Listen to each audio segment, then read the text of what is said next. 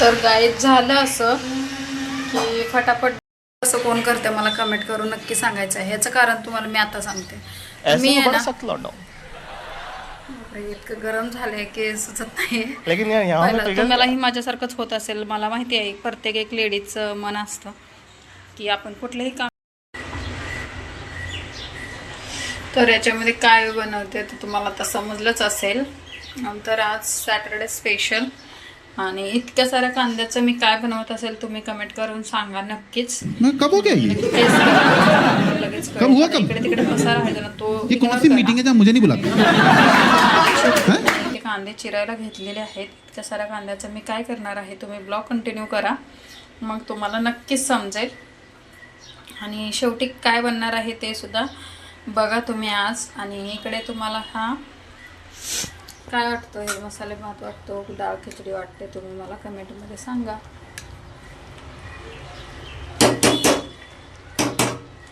आणि हे जर तुम्हाला समजलं मी इकडे आहे ना शेवग्याची भाजी बनवून घेणार आहे. तर चला कंटिन्यू करा. आणि पर्सनली तुम्ही ना या कांद्याचं मी काय करणार आहे ते तुम्ही नक्की मला कमेंटमध्ये सांगायचं आहे.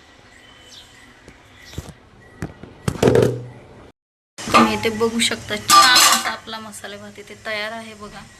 मस्त असा याच्यामध्ये थोडंसं वेगळं म्हणजे डाळ घालून बनवलेलं आहे. जसं की खिचडी नाही आहे पण एक थोडंसं वेगळ्या पद्धतीचे बनवलं आहे. खूप छान आणि चवीला मस्त होतो. तर तुम्हाला मी दाखवते आता बघा. आता तर तुम्हाला समजलं असेल हे सिक्रेट काय आहे आणि आज मी काय बनवणार आहे इतक्या साऱ्या कांद्याचं. तर तुम्हाला समजलंच असेल. तुमची जास्त मी हे पण नाही करत. आता मी इकडे आहे ना शेवग्याच्या शेंगाची भाजी बनवणार आहे. त्यासाठी इथे मसाला एक वाटण करून घेतलं. वाटण म्हणजे काय कांदा खोबऱ्या आणि कोणी कोणी शेवग्याच्या शेंगा बनवत असताना आहे ना कांदा घालत नाही आहे. पण एकदा कांदा खोबरा आलं लसूण आणि अद्रकचं हे वाटण करायचं. जास्तीचा कांदा नाही घालायचा. टोमॅटो वगैरे सगळं हे असं वाटण करायचं आणि फोडणी द्यायची. आणि तुम्ही बघू शकता मसाला सुद्धा मी शिजवून घेत आहे. त्याच्यामध्ये आपल्याला शिजलेल्या शेंगा आणि तुम्ही विदाऊट शिजवता सुद्धा शेंगा घालू शकता. आणि ते बघा तेल बिल कसं छान सुटलेलं आहे. 3 ते 4 मिनटं हा बारीक गॅस करायचा आणि असं झाकून ठेवायचं आणि मस्तपैकी शिजवून घ्यायचा मसाला. जेणेकरून मसालाही छान शिजेल आणि त्याच्या जे असं शिंतोड्याचे असं उडल्यासारखं जे होतं ना शिजलं असतं ना ते साईडला आपल्या किचनवरती पडतसुद्धा नाही. वाससुद्धा खूप छान येतो. ह्याच्यामध्ये तुम्ही चणा डाळ किंवा ह्याची मटकीची डाळ तुम्ही घालू शकता किंवा असं सुद्धा बनवू शकता. आणि लास्टला शेवटी तुम्ही याच्यामध्ये शेंगदाण्याचे जाडसर थोडेसे कूट घालायचे. अप्रतिम अशी भाजी चवीला होते.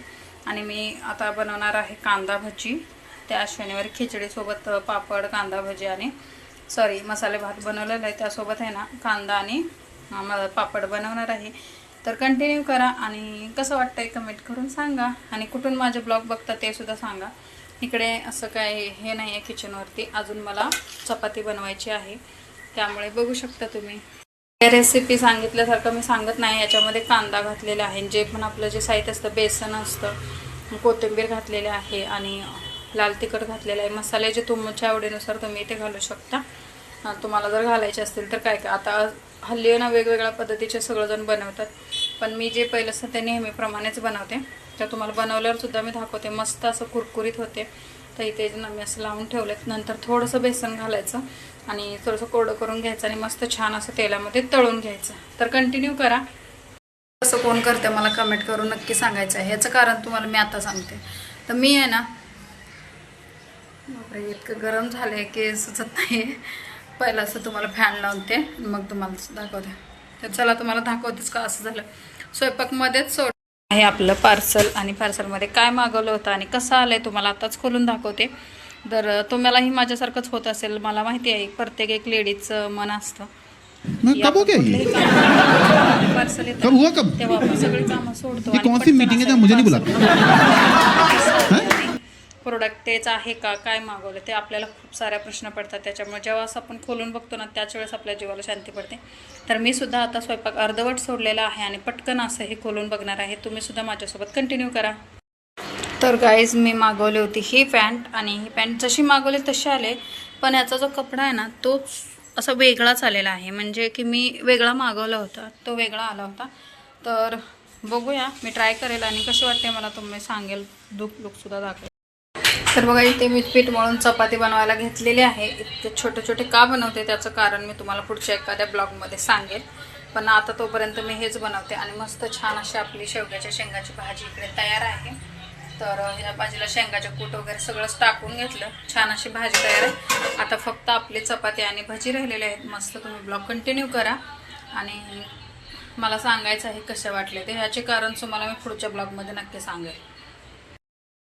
तर गाईत झालं असं की फटाफट बनवलं आणि हे कोणासाठी तरी ठेवलेली भजी आहेत. आणि जी मी असा विचार केला होता की ताटबीटाचं जेवण सगळं एक थाळी सजवेल आणि मी तुम्हाला दाखवेल. पण जाऊ द्या, आता सगळं आम्ही फॅमिली